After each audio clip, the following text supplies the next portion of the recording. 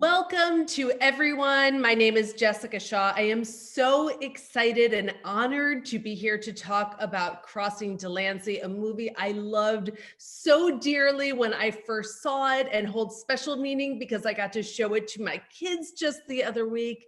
It is hilarious and heartfelt and romantic, and most of all, absolutely joyous.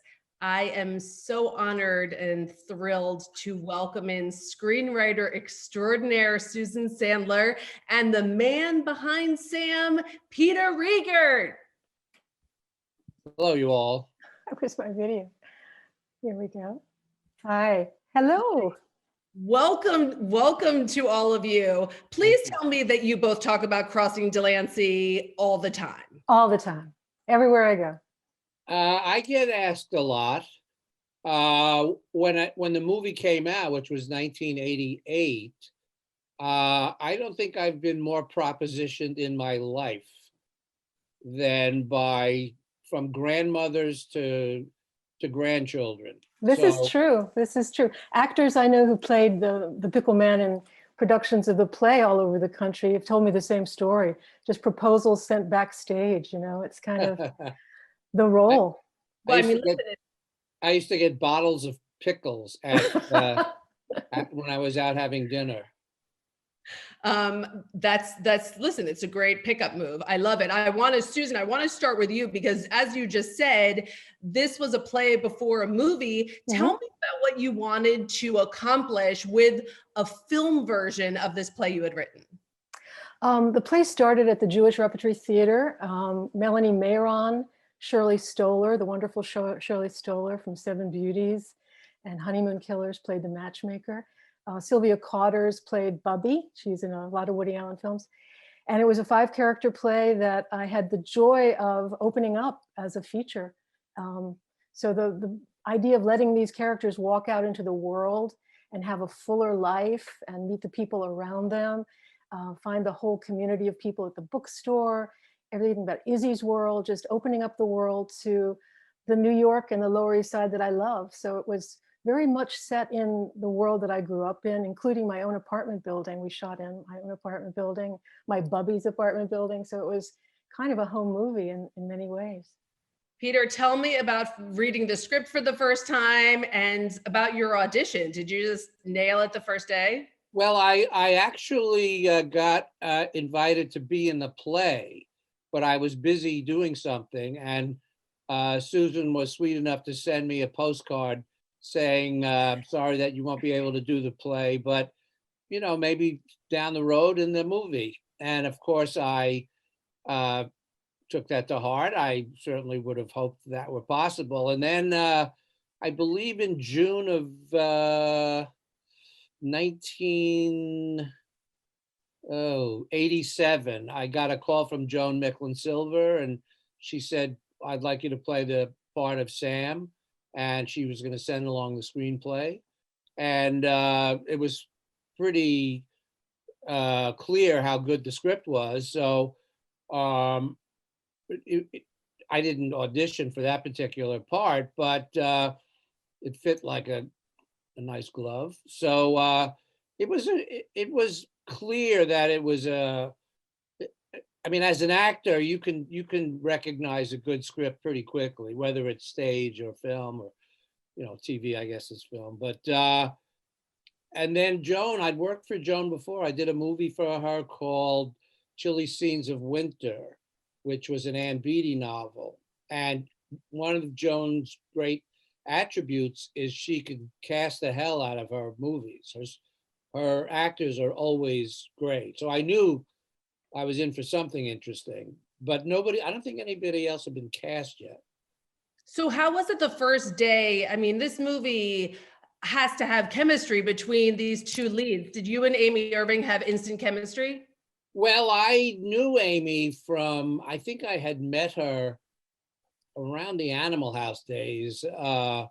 We were all young and hanging out. I don't mean Amy and me, but our generation. So I'd see her places like the Odeon or wherever, but we didn't really know each other. But I and I can't remember if we rehearsed. Do you remember, Susan, if we rehearsed? We did. We had a wonderful table read of the whole script. It was really joyful and very much protective of the script. I really love that feeling of honoring what was on the page, from day one. Well, I think I can only speak for myself, but I'm pretty sure everybody else felt the same way.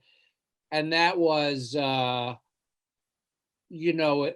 it's the text that's my job as an actor, is to play the ink, as it were. However, there's always different circumstances where the director, who's partly a contributor, if a scene isn't working or there's some dynamic, very often, I don't mean if there's an improvisation, because that's a misused term for the movie. There weren't any improvs in this film. It was, very much honored what was on the page. I don't remember any. No, Joan was very specific. Yeah. She wanted everything that was on the page to be there, and I really appreciated that. I brought something for you today that's kind of special, which is the origin of the story began with a poem that I wrote in high school. Oh, let's hear. There was a pickle lady who lived in the building that my bubby lived in, and she was the inspiration for the story. And this is called Ode to the Pickle Lady. It goes, oh, Madam of the Dills, Lady of the Kosher Sours and Sweets, your cry echoes through the streets of Essex and Broome, where it is caught on the cuffs of a child of 10, barely visible through the layers of well-earned dirt.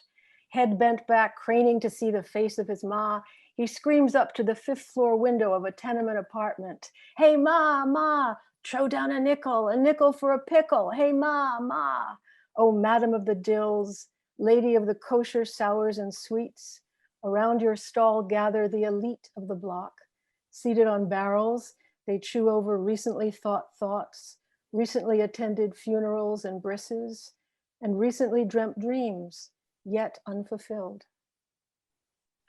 That's a lot of pickle. And that was the germ of the idea that launched the story. I think the thing that I found so fascinating, because in my experience anyway, you can have a good script and you can have good actors and the director and all the department heads. It's really rare to capture what I think is so subtle in Crossing Delancey, and that's intimacy and passion and authenticity. And Amy and I, we work differently. I mean, all actors work differently. So the accident of catching what's in a cliche term called chemistry, it's not something you can wear or buy. You got to get lucky. Sure. And I think the material obviously comes first, but Joan, like I said, having such a great cast, and at least in my memory, because it's the right word. I don't think gentle is the right word. It's because it's very emotional. The reaction I've gotten over the years is more than casual, from men and women, and all different kinds of men and women. Peter, how much did you smell like pickles every day when you went home from the set? Well, when we shot around the pickle barrel, I don't remember if I put vanilla on my hands, but I love pickles, so it wasn't a problem. And I might have been single at the time, so I can't remember. No, I was dating somebody at the time, so she didn't have a problem. She didn't have okay, you were good. I wanted to ask each of you if there was a scene, Susan, I don't know if you were on set all the time. I was every day, yeah. Okay, that's wonderful. Was there a scene in particular that this many years later that stands out to you for being either an especially formative scene for you to play or to watch or to write? I think the scene, that is pretty much replicated in the play of Izzy standing with her bubby at the window, telling her dreams to her bubby, was very much deeply autobiographical. I would make the journey down to the Lower East Side to see my bubby and stand at her window, and my world, which had nothing to do with her world, which felt very complex and very lonely at the time. I was looking for my pickle man. I was dreaming of my pickle man. I hadn't found him yet, but I did. And I would tell her literally my dreams. That scene where the wonderful Rachel Bozic picks up her house dress, and in her slip is a pocket where she has her big roll of bills. That was literally what my bubby did. She didn't believe in banks. She had this roll of bills. She would sew her own little pocket into her slip, and it would take it out like, you know, the gold that she was carrying, and peel off these bills for me, doing anything she could, you know, to make me feel happy. And every dream that I told her, the line was, "It's good, whatever it is, you're going to find money." And there was the money that she would peel off. So that's a deeply personal memory, and I see my bubby in that scene very vividly. How about you, Peter? I would say there's a scene where I'm getting a haircut, and Rachel Bozic comes in and sits maybe two chairs down, barber chairs down, and we're just playing with each other. There's no dialogue. But to me, as an actor, that's what I look for to create I don't know if character is the right word, but it's those small scenes that have enormous impact. And she was a force, that woman, Rachel Bozic, who had never done an English-speaking part or a movie before. And I went to visit the set on the first day, which was down on the Lower East Side. I can't remember where we were shooting, but I was just going down there to say hi and wish everybody good luck. And I was watching a scene with Amy and Rachel. And I thought to myself, oh my God, this woman is going to steal every scene she's in, and I'm going to kick her ass. Because she was so the person. And that's what you want. I mean, I've done some writing and directing myself. I won't speak for Susan, but you're always looking for the actor who matches up in some quality to the nature of the character you're playing, so that you don't have to act. And I think that's where casting comes in. But I love that little scene. And the scene where I visit Amy, where there's a poetry reading, and I'm forgetting the name of the actor, unfortunately. And he's introduced to me, and he says, Jeroen Krabbe. No, we're not Jeroen. It was the guy who ran the bookstore. Oh, yes. Anyway, I feel embarrassed to forget who it is, because he's an incredible actor.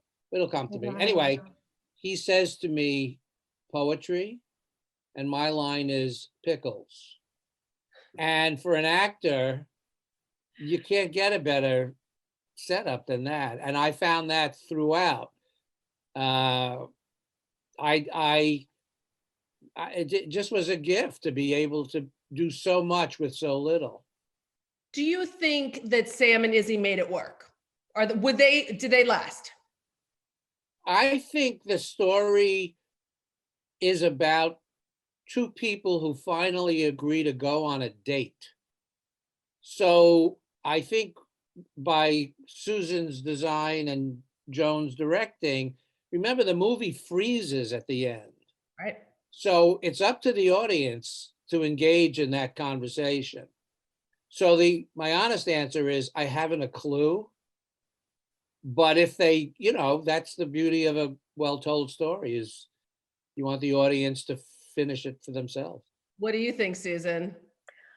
I think they teach each other everything that they know. And a lot of what they know is about authenticity and about the worlds that they're going to introduce each other to, and the openness that Izzy learns through Sam, and the sophistication that she doesn't see immediately that is there in Sam, that he has layers and layers and layers of depth that has nothing to do with the surface. You know, she learns how to see beyond the surface. So yes, I think they're quite happy. All right. Before I want to go, there's so much more to come today, but tell me real quick, one thing you're looking forward to in 2021. Susan, I'm guessing it is a documentary that you've worked on that I know I am very excited for. Thank you so much. Yes. This is a documentary, a feature doc called Julia Scotti, Funny That Way, that I directed and produced. They'll be released in 2021 in the spring. It's about a wonderful comedian named Julia Scotti, who was a comedian named Rick Scotti 30 years ago and transitioned at a time when people didn't know what gender dysphoria was, and found her true voice as a comedian.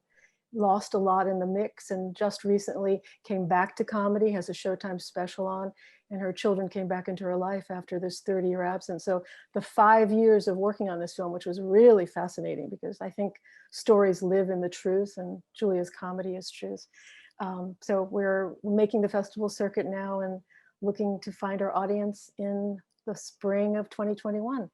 I can't wait to see it. How about you, Peter? What's something you're looking forward to about next year? Well, I'm in the midst of putting the finishing touches on a podcast called Vocal Heroes, which are essentially conversations with as wide a range of people as interest me. A subtitle might be Bright Conversations for a Dark Time. And it's really fascinating to hear one of my favorite lines in movies is from The Maltese Falcon, when Sidney Greenstreet says to Humphrey Bogart, "I like talking to a man who likes to talk." And that's me. I love to chat with people. And it's always fascinating to hear origin stories, or what was the turn in the road that made you choose this? Or did you always know you wanted to be a director or a musician or whatever? And the answers are always different, but the same, in the sense that people are open to new roads that lead them to places that they may not have thought of originally. And I think, in a funny kind of way, that's what's so interesting about something like Crossing Delancey. It's kind of a time travel story, because Amy is literally going back and forth over a timeline that is the Lower East Side from another era, and the future, which is the Upper West Side, which is where she lives. So I'm always intrigued with that. It's nothing that we necessarily talked about, but upon reflection, that's what's interesting to me, because I feel like right now we're all stuck in time. And so the distractions from what we might do to avoid a job, I can't go anywhere. Right. Even this job, I did an episode for Succession. I think I'm doing another one. You're locked down. Everybody's wearing masks. You only take the mask off to shoot the scene. Then everybody puts masks back on. You don't gather. And somebody had asked me, which is the reason for the podcast, they said, "What do you miss?" Because I had not gotten a work for about 9 months, which is very rare for me. And they said, "What do you miss?" I said, "The conversation. I miss the kibitzing and the talking and everything that goes into being creative, or just, the other idea was that this podcast would be like a dinner party. If I could invite 6 to 10 of the most interesting people. Unfortunately, at a dinner party, you can only talk to one person at a time. So we're living in an extraordinarily bizarre time. Yes, yeah, absolutely. We are. But I'm grateful for the moments of joy, like watching this movie, and like the moment of joy coming up where one of my favorite chefs is going to teach everyone how to make pickles. So before we send that off, Peter and Susan, best pickle flavor. Oh, hard to say. I like them a little sweet. half sour. Oh my gosh, I'm all sour. I want to thank both of you so much. Of course, the writer of Crossing Delancey, Susan Sandler, and the star, Sam. You deserved every pickle proposition that you got after the movie. It's such a great performance. Thank Peter, you. thank you both so much. Thanks so much. Thanks. Love seeing you. Bye, Susan. Bye-bye. Thanks, Jessica. Thank you guys.